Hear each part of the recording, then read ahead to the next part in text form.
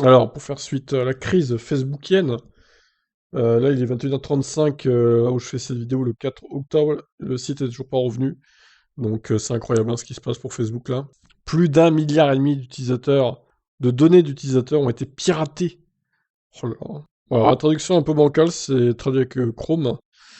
Donc, les données en question, ce sont les noms, les adresses mail, numéro de téléphone, emplacement, localisation, le sexe et l'identifiant de l'utilisateur. Bon, apparemment, il n'y a pas le mot de passe, donc c'est déjà ça. Ces données peuvent être utilisées pour des attaques de phishing ou de prise de contrôle de compte, notamment. Fin septembre 2021, un utilisateur d'un forum de hackers connu a publié une annonce affirmant posséder les données personnelles de plus de 1,5 milliard d'utilisateurs de Facebook. Les données sont actuellement en vente sur la plateforme de ce forum. Justement, les acheteurs potentiels ont la possibilité d'acheter toutes les données en une seule fois ou en plus petite quantité. Un acheteur potentiel prétend avoir été cité, ou avoir offert plutôt, 5000 dollars pour les données d'1 million de comptes. Donc 5000 dollars pour 1 million de comptes. Je sais pas si c'est rentable, hein, mais bon. Clarification, ça n'a aucun rapport avec la panne mondiale de Facebook sur le 4 octobre. Bon, le timing est quand même bizarre. Mise à jour après la publication initiale de cette nouvelle, un utilisateur du forum a affirmé avoir payé le vendeur, mais n'avoir rien reçu en retour. Le vendeur n'a pas encore répondu à ces accusations. Tout ce que nous savons pour le moment, c'est que les multiples échantillons fournis aux utilisateurs du forum semblaient réels. Bon, il y avait même les screens, hein, du coup. Bon, après, il prétend 1,5 milliard, mais ça se trouve, il y en a beaucoup moins, quoi. Le vendeur prétend représenter un groupe de gratteurs web en activité depuis au moins 4 ans, affirmant qu'ils ont eu plus de 18 000 clients pendant cette période. Les commerçants, les vendeurs, du coup, affirment avoir obtenu les données en grattant plutôt qu'en piratant ou en compromettant les comptes d'utilisateurs individuels. Le grattage est un processus d'extraction ou de récolte de données web où les données accessibles au public sont accessibles et organisées en listes et bases de données. Bien que techniquement aucun compte n'ait été compromis, oui, parce que du coup il n'y a pas les mots de passe, c'est peu de réconfort pour ceux dont les données peuvent désormais se retrouver entre les mains de spécialistes du marketing internet, sans scrupules et probablement aussi entre les mains de cybercriminels. Les marketeurs sans scrupules, donc, peuvent utiliser ces données pour bombarder des individus ou des groupes d'individus spécifiques avec de la publicité non sollicitée.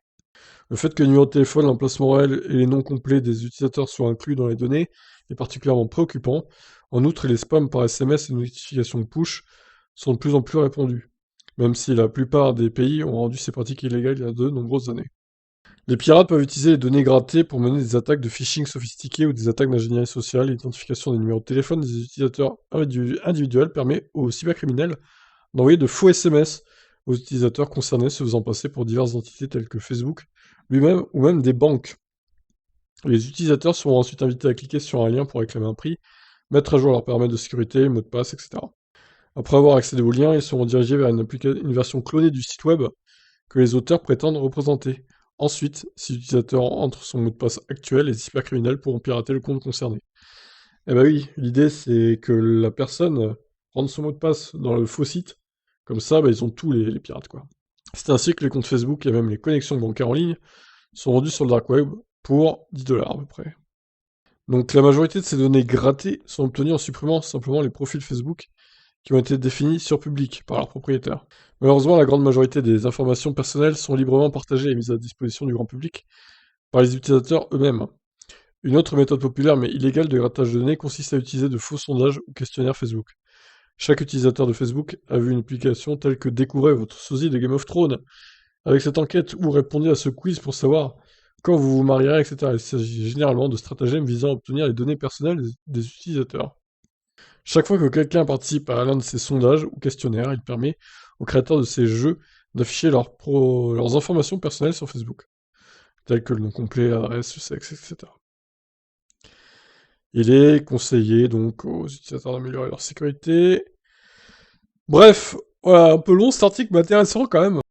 Tout ça pour dire qu'il y a un mec qui prétend avoir 1,5 milliard de profils grattés, entre guillemets, à vendre au plus offrant, donc c'est impressionnant.